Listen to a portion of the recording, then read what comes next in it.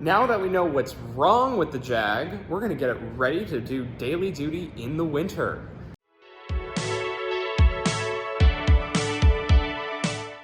Well, it's a couple days later now, and now that we've gone through everything wrong with the Jag, I've actually already tried to make a couple of preliminary fixes. That code that it was throwing for the downstream oxygen sensor on the passenger side, I've actually gone ahead and replaced, and I've checked all the wiring to it. And despite replacing it and weirdly everything checking out fine, it is still throwing the code, oddly. But this Jag seems to be hiding a myriad of other electrical issues. It is clearly not a cream puff in any sense of the term, but regardless, it should be fine. But anyway, it will need an entire full service anyway before I'm driving it throughout the winter. I don't know when the oil was last changed. I don't know when other components like the spark plugs have last been changed. And I already have a multitude of the components here to give it a full service, so let's get it up in the air and get it done. Actually, first, before we get it up on the lift, there is one thing I'm gonna wanna do, and that is the hood struts. Oh, where the heck is the switch for this? British ergonomics, why do you always let me down? So, what has been failing is the hood struts. They no longer quite hold this up, and I've been currently holding it up with a piece of wood that got around somewhere here. Let me go find that, and I've got a pair of new front struts to hold this up so this doesn't bash into us anymore. So let's go ahead and take care of that.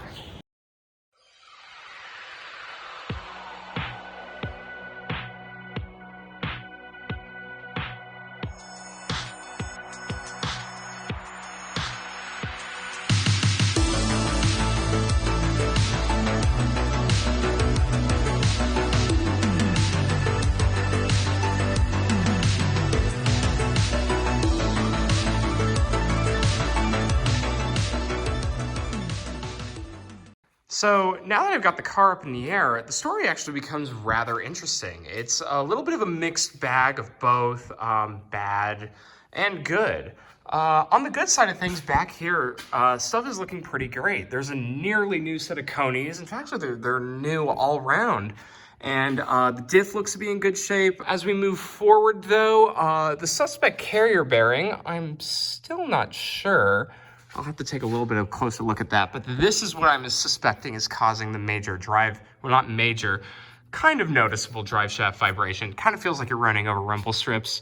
Under here, it's not exactly perfect. It's pretty clean since it's a California car, but it did spend a lot of time near the beach since the owner lived near there, and there's a parking permit for a rather expensive yacht club on the back window. So there's a little bit of surface rust in places, but nothing too bad. Moving forward, things start to get a little bit oily. As we move to where the transmission joins with the engine, we can tell that this is where our leak is coming from.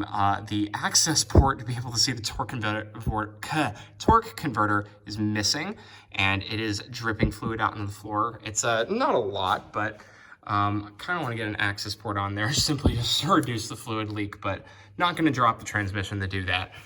But regardless, it looks like there are 4 new oxygen sensors on this puppy, along with these cats. Actually, though, just to clarify, this car went through 2 sets of cats during the repair. They bought brand new catalytic converters, and then when that didn't fix the issue, they bought a set of used ones to see if that made a difference. Didn't, but yeah, overall, it's still looking pretty good. As we move forward, it looks like there's a little bit of a weep coming from the oil filter. Not a big deal. But regardless, other than the rear main seal leak, the underside of this car is incredibly dry, especially for a Jag. Oh, and the last thing though is we've got a torn boot on this on the steering rack here. Not a big deal. Shouldn't be too expensive to fix. The other side looks fine though. But yeah, all the ball joints seem tight. All the suspension seems good. Brakes actually seem to be pretty decent too. Not that you can see them. But yeah, overall, fairly clean, and though good, kind of flummoxing in terms of figuring out my other problems, though.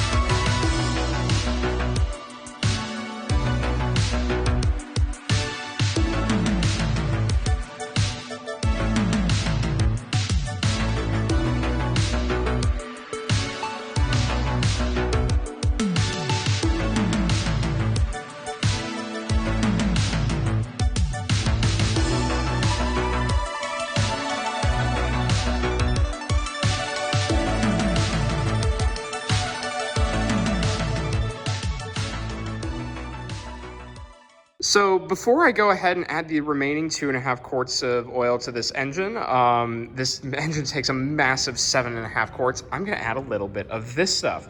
If any of you follow Jamie Orr on Instagram, he's a huge VW guy, and I've seen him plug this stuff, and it seems that it works really well for him. Considering the age and how much sort of abuse this engine's gone through, I figure it wouldn't be bad to give it a shot on this. It's not my most prized possession, so might be a good idea to give this a shot on this. Seems like really good stuff, so let's see how it goes.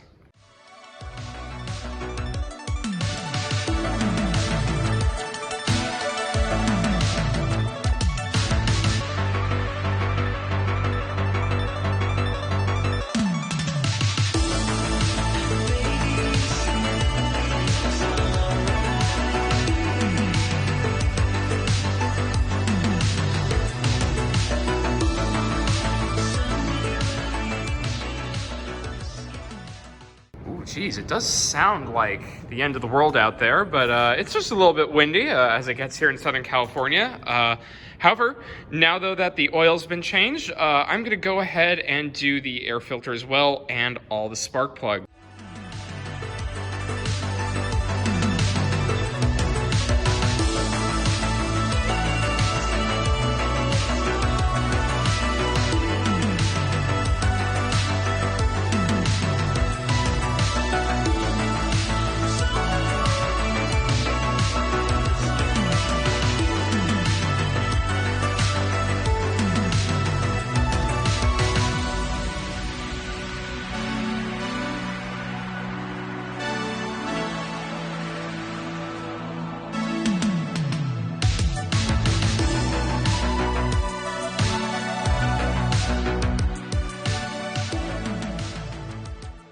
So unfortunately the camera died about halfway through the spark plug change, but regardless, actually taking a look, at least particularly at the spark plugs on the side of the engine that I know has the code for running rich, they look pretty much okay. They look pretty normal. They're a little bit worn, but they don't show any signs of it of running rich, or at least for running rich for very long.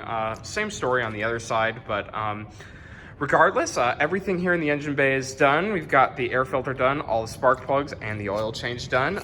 Now I'll just raise it up again and, obviously get that air filter off of there. So yeah, as I said, now that all the basic maintenance is done on the XJ8, including the spark plugs, oil, air filter, soldering up some loose wiring connections, now it's time to get it ready for winter. And for that means rust proofing. And while usually I wouldn't care about a car as cheap as this, again, it was only $1,000, I generally like my cars not to rust. It makes them look a little bit better, it maintains their value a bit, not that there's much value here, and also makes it easier to work on in case I need to work on it in the future.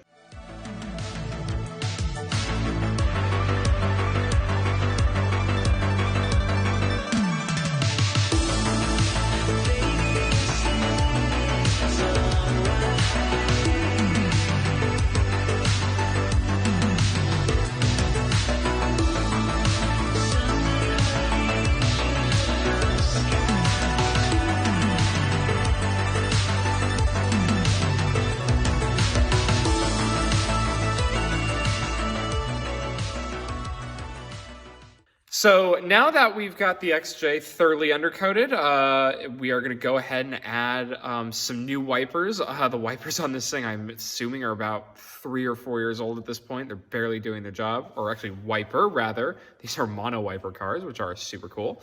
But yeah, along with that, we'll throw the new wiper on, throw some anti-icing fluid into the wash wipe system, along with that cool modification.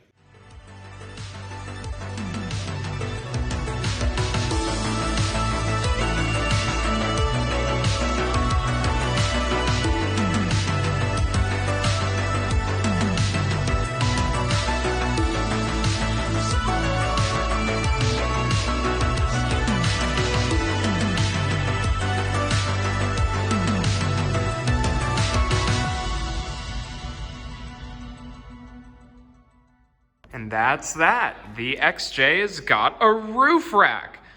Personally, I've actually never seen an XJ before other than this one.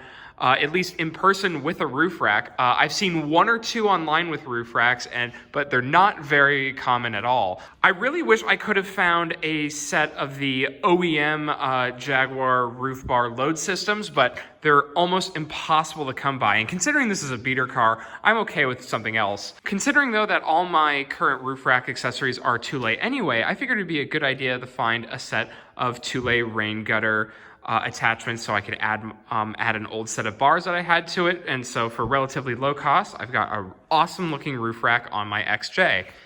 On top of that, these Thule 300s are actually really, really old. I believe they date back to the mid-1970s to the early 1980s. They don't even have stickers. They have like these really cool metal plaques. But alas, the XJ is looking smart and rather utilitarian now with its set of roof racks. I can't wait to start transporting bikes, kayaks, tubing, equipment, 2x4s from Lowe's, anything I can get an excuse to strap to the top of those bars, I'm gonna do it. So that's it for the night. Now I've got everything ready for the XJ for winter. It should at least semi-reliably now survive the harsh winter that the Midwest will be able to throw at it.